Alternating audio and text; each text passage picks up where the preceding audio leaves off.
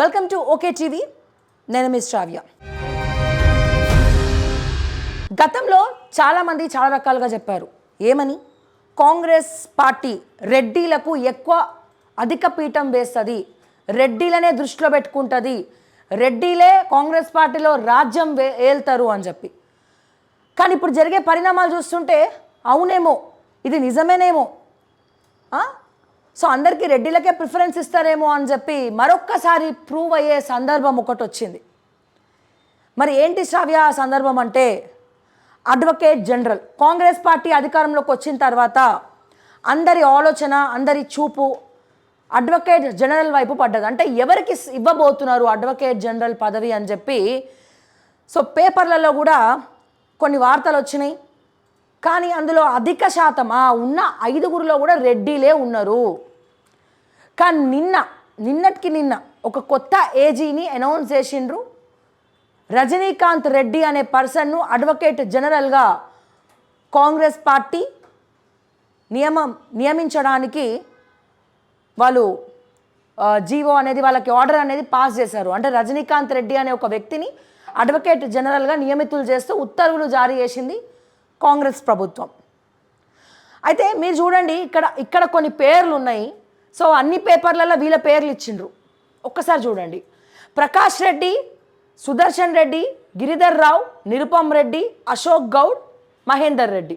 అంటే ఇంతమందిలో అశోక్ గౌడ్ అనే ఒక వ్యక్తి, అంటే ఒక బీసీని ఇక్కడ వెళ్ళి తీసుకోవడం జరిగింది. కానీ ఈయన తప్ప మిగతా వాళ్ళందరూ రెడ్డిలే. మహేందర్ రెడ్డి, నిరుపమ్ రెడ్డి, గిరిధర్ రావు, సుదర్శన్ రెడ్డి, ప్రకాష్ రెడ్డి. అసలు ఇక్కడ ఉన్న వీళ్ళెవ్వరు కూడా మనకు తెలియదు. ఇప్పటి వరకు ఏదైనా ఒక సమస్య వచ్చినప్పుడు, ఒక ప్రీతి ఇష్యూ, ఒక గవర్నమెంట్ నిరుద్యోగుల తరపున మాట్లాడడమో, లేకపోతే ఏ ఒక పబ్లిక్ ఇష్యూస్ కూడా వీళ్ళు ఇప్పటి వరకు మాట్లాడలేదు. అట్లీస్ట్ వీళ్ళందరినీ ఎప్పుడైనా చూసినా మీరు? ఎప్పుడు కూడా వీళ్ళని చూడలే.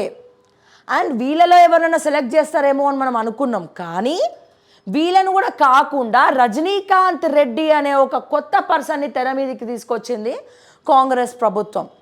మరి ఎవరి రజనీకాంత్ రెడ్డి?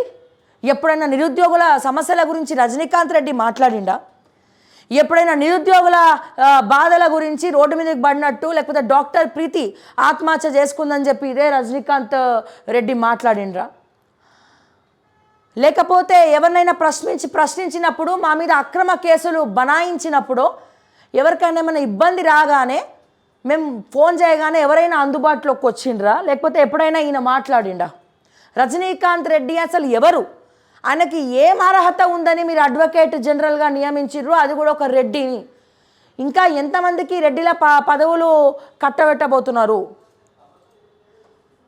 సో మీరు ఇవ్వాలనుకుంటే, ఎవరైతే ఇన్ని రోజులు సమాజం పట్ల, ప్రజా సమస్యల పట్ల, లేకపోతే గత ప్రభుత్వం చేస్తున్నటువంటి తప్పులను కావచ్చు ఎత్తి చూపించిన వాళ్ళలో మీరు సెలెక్ట్ చేసుకొని నిజంగా మీరు న్యాయం వైపే అడుగులేసి ఉంటే, నిజంగా మీకు కొద్దో గొప్ప కొంచెం ఏదన్నా మానవత దృక్పథం ఏమైనా కొద్దో గొప్ప ఉంటే, సో ఎవరైతే ప్రజా సమస్యల గురించి ఇన్ని రోజులు ఫైట్ చేస్తూ వచ్చిండ్రో, నిరుద్యోగుల గలమై ప్రశ్నించిండ్రో, అనుక్షణం అక్రమ కేసులు బనాయించినప్పుడు ఎస్ నేనున్నా, మీరు ఎవరు కూడా అధైర్యపడద్దు అని చెప్పి ఎవరైతే మాట్లాడినరో, మరి అటువంటి వాళ్ళకి కదండి మీరు ఇవ్వాలి ఇటువంటి పదవులు.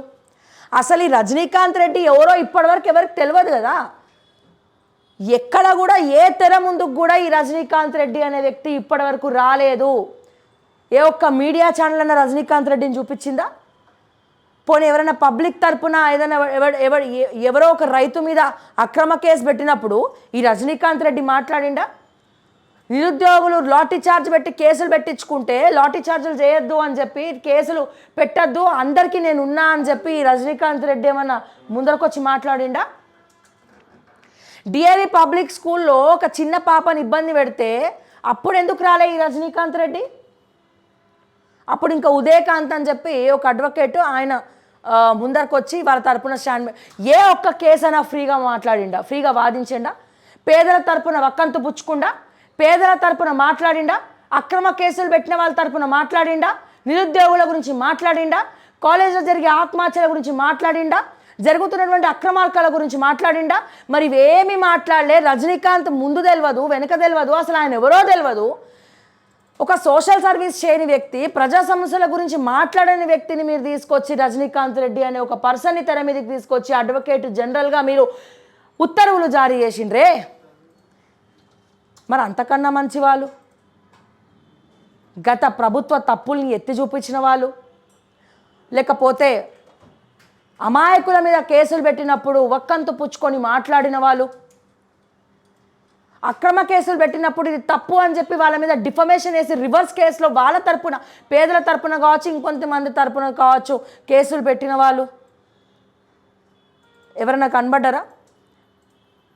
గత ప్రభుత్వం తప్పుల్ని ఎత్తి చూపిస్తూ శరత్ కుమార్, హైకోర్టు అడ్వకేట్ శరత్ కుమార్ అనే వ్యక్తి, అడ్వకేటు, ఈయన శరత్ కుమార్ అంటే అందరు గుర్తుపడతారు ఈ రోజున.